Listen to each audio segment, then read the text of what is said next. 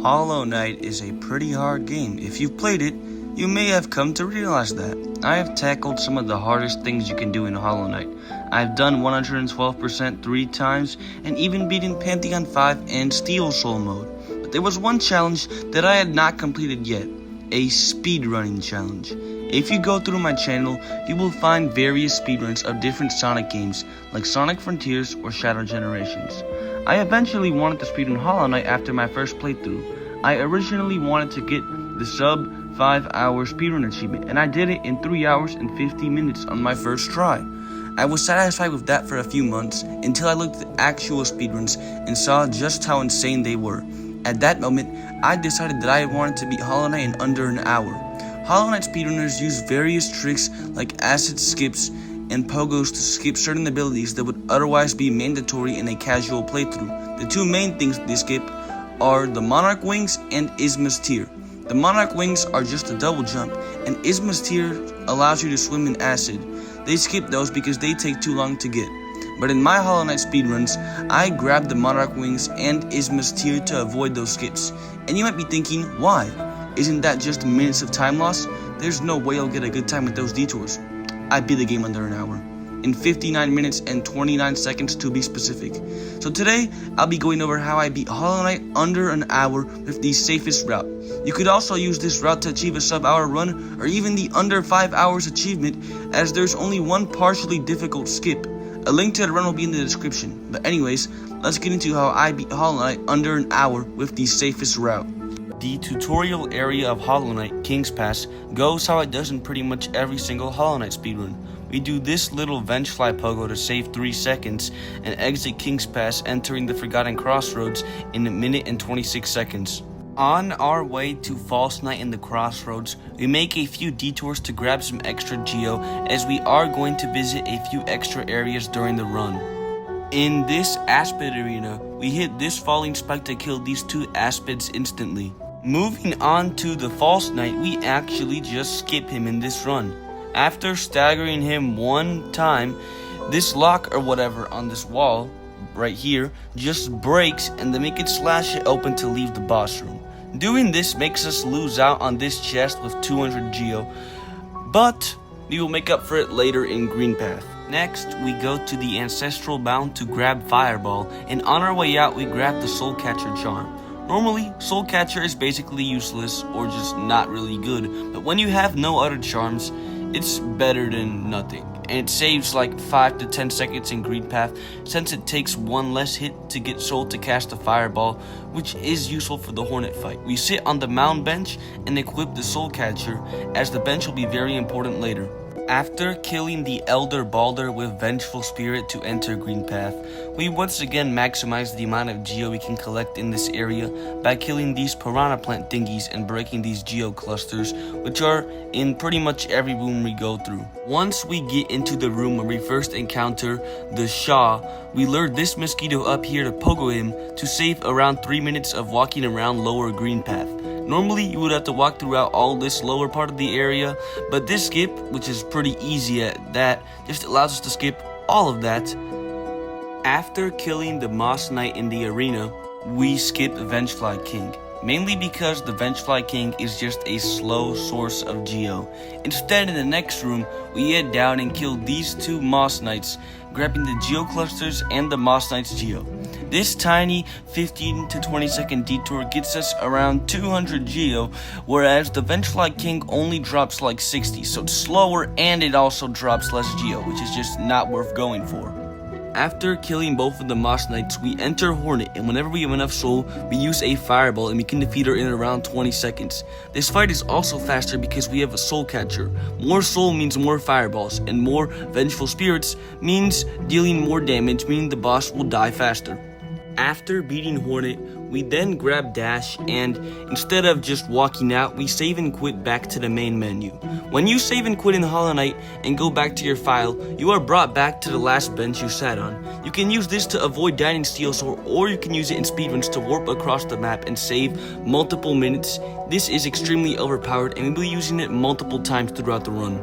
Now, that we have dash. We enter Fungal Waste from the Crossroads entrance since we warp back to the bench at Ancestral Mound and descend towards the Mantis Village. In Fungal Wastes, we don't grab any Geo at all and just go straight to Mantis Claw. In older versions of Hollow Knight, speedrunners used to do a skip called Explosion Pogo right here to enter the Mantis Village early. However, my run was done on the second to latest patch and this skip was not possible on that patch. In fact, the only reason my run wasn't on current patch is because mods do not work on the current patch. But then again, when I tried to install practice mods, it broke the modding API and now I can't play Palecore.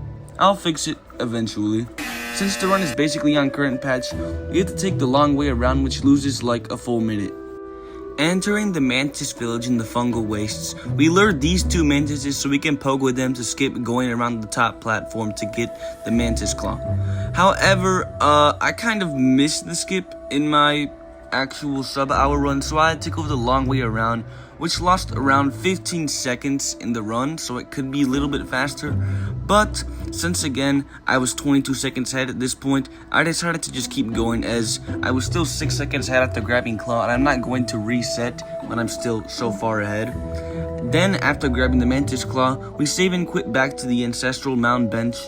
After grabbing Claw and warping back to the mound, we head to the bottom right corner of the Crossroads. Here we fight the Gruzmudder, who is...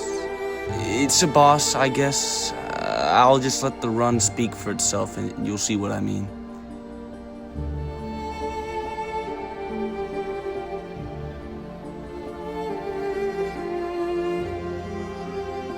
Okay, I think that was like supposed to be a challenge. I guess I don't really know. Whatever, she's dead now. After killing that enemy, we go and buy the Shaman Stone from Salubra. We swap the Soul Catcher for the Shaman Stone, and we will be keeping Soul Catcher for the rest of the run, since it increases our spell damage by 33%. This makes our Vengeful Spirit do an insane 20 damage instead of 15. Then, after buying Shaman Stone and equipping it, we go and speak to Sly, who we will buy a very important item from later in the run. We then proceed to die. Why? Well, this ledge up here is normally unreachable with our abilities right now. Except not really. When you die in Hollow Knight, you leave behind the shade with all of your Geo. This shade is like a normal enemy and it will follow you around. If you lure your shade right around here, you can then pogo on your shade for height, killing it to get all of your Geo back, and then dash and wall jump once to reach the top of the ledge, getting into this area way earlier than intended. After doing the shade skip, we enter Blue Lake from the top ledge, and instead of grabbing the Dream Nail, like most any percent runs, we actually skip it for now, and just take the elevator down into the City of Tears. On our way to the King's Station, we kill a few enemies for their Geo. Once arriving in the station, we buy the Stag and then go up and grab this Hallownest Seal, which we will sell to Lem later. In the next big room, we make our way towards the top to kill this big fat golden guy, the Gorgeous Husk. He drops 420 Geo when he dies, so he's definitely a very good Geo source. We then keep moving through the city towards the Nailsmith, killing enemies for Geo on the way. Once we reach the Nailsmith, we buy the first and last nail upgrade of the run. This makes our nail deal 9 damage instead of 5, which is useful when dealing with common enemies. We then go back to the large room on the right and grab the Hallownest Seal at the top before continuing towards Relic Seeker Lem. Fortunately for us, Lem is kind of the richest historian ever, like literally. We sell him our 2 Hallownest Seals for 450 Geo each, which, if you haven't already guessed, is a lot. Like, this guy's genuinely the GOAT. Like if this guy didn't exist, this route would be so much slower. Oh my god, he's goated. We then continue upwards towards the most annoying area of the run, Soul Sanctum, because it has a bunch of teleporting enemies, and I nearly died in this area. Just watch.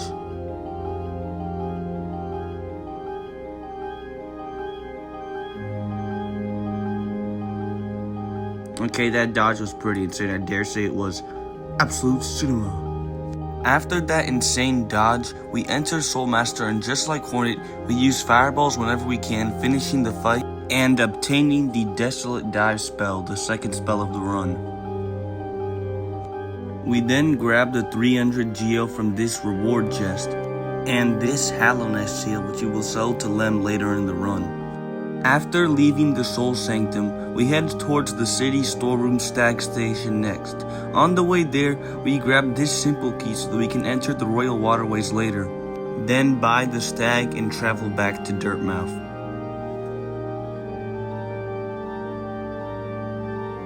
After traveling back to Dirthmouth, we go buy the Lumify lantern from Sly for 1800 Geo. The Lumify lantern is not needed to beat Hollow Knight with this route since we have the Desolate Dive, but I get it anyway so I don't get lost in Dark Deep Nest by accident and then lose like a really good pace. Then we head back into the crossroads and head towards the one of the two Crystal Peak entrances. We use Desolate Dive to break the floor and enter the peaks. Before going to get Crystal Heart, we bench right here for a save and quit later. Trust me, this will make sense soon. After grabbing the bench at the start of Crystal Peak, we then make our way towards the Crystal Heart at the top of the area. No real advanced strategies with this platform here, we just try to not get hit that much and make it through without a scratch. We grab the Crystal Heart and then save and quit to the bench that we got earlier. From here, we head to the Crystallized Mount to grab Descending Dark, which is the upgrade to the Desolate Dive we got earlier. Descending Dark is extremely overpowered as it gives you around half a second of invincibility to any damage and deals 88 damage with the Shaman Stone, which will melt the next few bosses. In fact, not grabbing Descending Dark actually loses time in the speedrun. After grabbing Descending Dark, we exit the Crystallized Mound and drop into the Resting Grounds to now finally grab the Dream Nail. After getting Dream Nail, we go activate the Resting Grounds tag, which is free, and travel to King Station. Here we sit on the bench as we will be safe quitting here a lot. Next, we will head toward our first detour of the run, the Monarch Wings. We drop down into Ancient Basin and race to the Broken Vessel, tanking our way through these fat Molochs and healing if we accidentally take a little too much damage. Entering the Broken Vessel fight, you will now see why Descending Dark is so broken, because the fight is literally over in 20 seconds. Here, you'll see.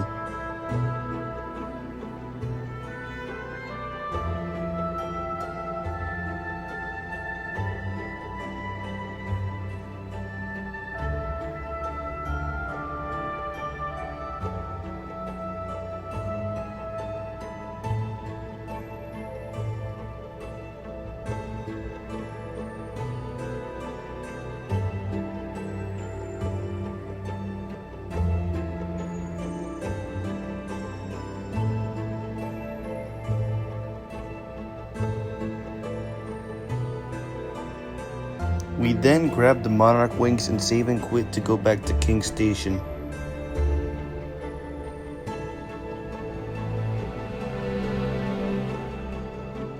After getting the Monarch Wings, it's time for our second detour of the run, Isma's Tier. We make our way to the entrance of the Royal Waterways, and before going in, we sell the Hallow Nest seal we got in Soul Sanctum to Lem for some Geo to buy a stag station later. And then we enter the wateries and head towards the boss of the area, the Dung Defender. Dung Defender is a pretty fun fight, and he works differently if you have the Desolate Dive or Descending Dark. If you dive when he is under the ground, you can make him come back to the surface immediately. We utilize this mechanic in the second phase especially, since he is under the ground the whole time. After the fight, we activate the lever to remove the acid, and then head towards Isma's Grove to get Isma's Tier, which allows us to swim in acid, so we can avoid all of the hard acid skips I talked about at the beginning of the video. After grabbing Isma's Tier, we once again save quit to King Station. Now we can head towards Watcher Spire. Since we have the Monarch Wings, we can just skip this pogo skip right here and just double jump our way up. On older versions of Hollow Knight, you could hit this lever from under here to open this door, but as I mentioned earlier, I'm on the second to latest patch, so I have to kill these two enemies to open the door instead. We then head towards the Watcher Knights. Before the fight starts, we drop the chandelier up here to kill one of the knights. With the Watcher Knights, healing is pretty hard since you're fighting two at once for pretty much the whole fight. So instead of healing, we use D-Dark to end the fight in around 1 minute, since it gives us invincibility frames and deals just a ton of damage. We then go up the spire and kill Lurien, destroying one of the 3 dreamers. When you kill a dreamer in Hollow Knight, the game autosaves, meaning you cannot quit back to your last bench. So we have to walk all the way back to King's Station and then stag back to Dirthmouth. After returning to Dirthmouth, we enter the crossroads, which are infected now since we got the wings and killed one of the dreamers. We now need to enter Fog Canyon to get Monomon, the next dreamer. Normally you would have to do a tricky acid skip to get in, but since we have Ismist here, we can just bypass this easily and swim through. We then enter the Teacher's Archive and enter the hardest boss of the run, Umu. This boss isn't even hard, it's just very slow. Since the boss is invincible for most of the fight, you have to depend on Quarrel to attack its defense, which can happen randomly, which can basically just end your run if you just get a slow pattern. You can use Dream Nail to get full soul, and once Quarrel destroys the defense, you can use 3 fireballs to deal lots of damage to the boss. Rinse and repeat until done, and it shouldn't take too long if you don't make any mistakes or get a bad pattern. After Umu, we go and kill Monomon, leaving me nearly 1 minute ahead of my personal best. And I only needed to save 19 seconds to get the sub-hour run, so it was definitely possible now. After Monomon, we enter Queen's Gardens from Fog Canyon. Normally this entrance involves doing an extremely difficult frame-perfect acid skip. But since we have Ismist here, this skip is just completely negated and we can swim through, entering Queen's Gardens a full minute ahead of my personal best. Here, our goal is to use the shortcut to Hera and Deep Nest. We make our way through the tricky platforming in the gardens in around a minute and a half and enter Deep Nest. The Deep Nest part of this run is very short, and that is definitely for the better. We just do this small platforming section to reach the distant village. Normally you would sit on the trap bench in this room and have to make your way through all these annoying enemies to reach the dreamer. But since we have wings, we can just use this shortcut, which is very easy to do, to skip all of that.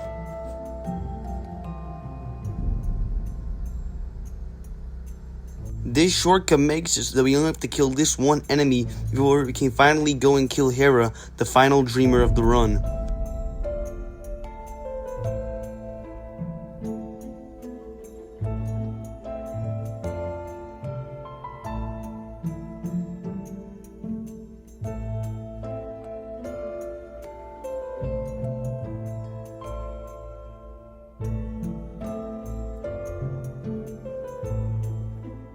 After leaving Beast's Den, we used the geo we got by selling the Hallowness seal earlier to buy the distant village stack station so we can travel back to Dirthmouth. After going back to Dirthmouth, we run straight to the Black Egg Temple to fight the final boss of the game, the Hollow Knight.